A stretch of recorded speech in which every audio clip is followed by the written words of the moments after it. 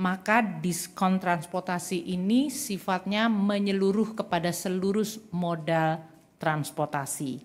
Satu, untuk diskon tiket kereta api itu 30% dengan anggaran 0,3 triliun, diperkirakan akan dinikmati oleh 2,8 juta penumpang kereta api dalam periode Juni dan Juli, yaitu pada saat masa tahun ajaran sedang libur dan diharapkan bisa meningkatkan aktivitas ekonomi dalam negeri.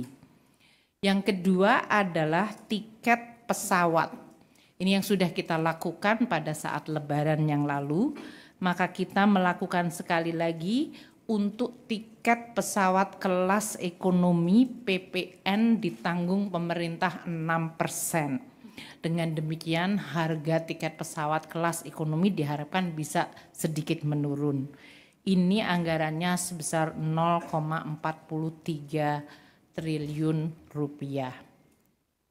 Yang ketiga adalah moda angkutan laut. Akan diberikan diskon tiket angkutan laut sebesar 50%. Dalam hal ini akan menggunakan anggaran 0,21 triliun untuk jangka waktu Juni dan Juli. Untuk tiket angkutan laut ini diperkirakan 0,5 juta penumpang. Kalau tadi pesawat terbang kelas ekonomi 6 juta penumpang. Dan ini semuanya dilakukan di bulan Juni dan Juli dengan keseluruhan total anggaran untuk tiket kereta api, tiket pesawat kelas ekonomi dan tiket angkutan laut adalah 0,94 triliun rupiah. Kemudian yang kedua, pemerintah juga akan melakukan pemberian diskon tarif tol sebesar 20% dari tarif tol. Dalam hal ini untuk bulan Juni dan Juli diperkirakan jumlah pengguna jalan tol mencapai 110 juta pengendara. Untuk ini akan dilakukan melalui operasi non-APBN karena dalam hal ini untuk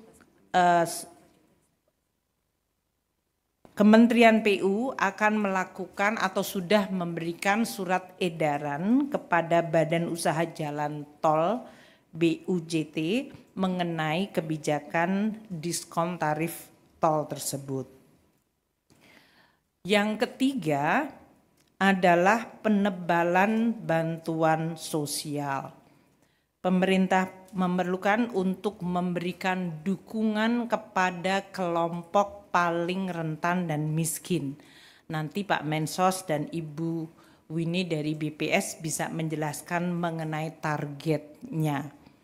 Saat ini untuk penebalan bantuan sosial akan diberikan tambahan dana 200.000 per bulan untuk 2 bulan kepada penerima sasaran kelompok penerima manfaat untuk program kartu sembako sebesar 18,3 juta kelompok penerima manfaat.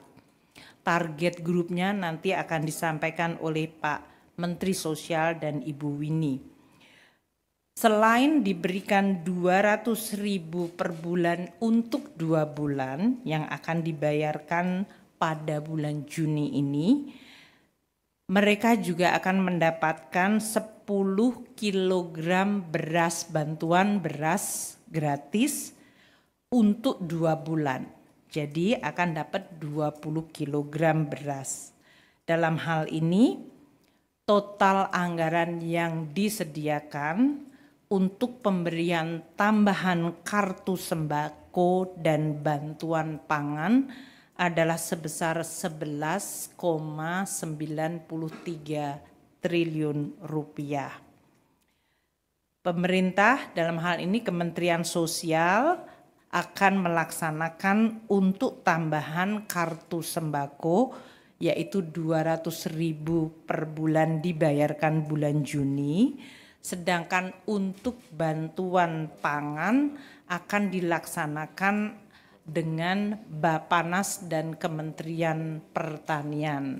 Pak Menteri Pertanian akan menjaga agar penyaluran beras bisa membantu kelompok paling miskin dan rentan tanpa menyebabkan harga beras turun di tingkat petani. Karena kita selalu harus mencari keseimbangan antara harga beras yang bisa meningkatkan kesejahteraan petani dan harus dijaga nilai tukar petaninya dengan harga beras yang dijangkau oleh masyarakat terutama kelompok miskin perkotaan agar bisa terjangkau.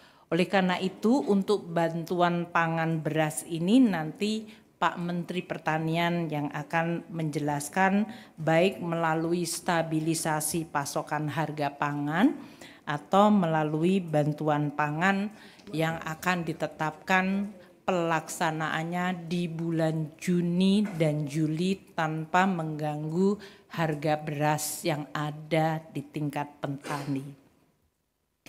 Kelompok yang keempat ini ditujukan kepada pekerja dan para guru honorer, yaitu pemberian bantuan subsidi upah PSU kepada 17,3 juta pekerja yang memiliki gaji di bawah 3,5 juta atau di bawah upah minimum provinsi, kabupaten, dan kota. Untuk ini, para pekerja yang terdaftar di BPJS Tenaga Kerja dan nanti Kemenaker yang akan mengimplementasikan program tersebut, yaitu bantuan subsidi upah sebesar Rp300.000 per bulan diberikan untuk bulan Juni dan Juli, jadi 2 bulan 600.000. Penyaluran juga akan diupayakan pada bulan Juni ini. Selain itu, selain kepada pekerja yang memiliki gaji di bawah 3,5 juta rupiah, yaitu 17,3 juta pekerja tersebut, akan diberikan juga bantuan subsidi kepada 565.000 guru honorer, baik itu 288.000 guru di lingkungan Kementerian Dikdasmen maupun 277.000 guru di Kementerian Agama. Guru honorer ini juga akan mendapatkan 300.000 per bulan untuk 2 bulan, yaitu 600.000. Selain untuk pekerja dan guru honorer, di dalam paket kebijakan yang keempat ini juga akan diberikan perpanjangan diskon 50% untuk 2,7 juta pekerja di lingkungan 6 industri padat karya. Ini tujuannya adalah untuk kepada para pekerja di industri padat karya yang mendapatkan tekanan akibat berbagai situasi global dan persaingan ekspor bisa tetap mendapatkan jaminan kehilangan kerja dengan iuran yang hanya dibayarkan 50%-nya saja. Ini tentu anggarannya berasal dari non-APBN.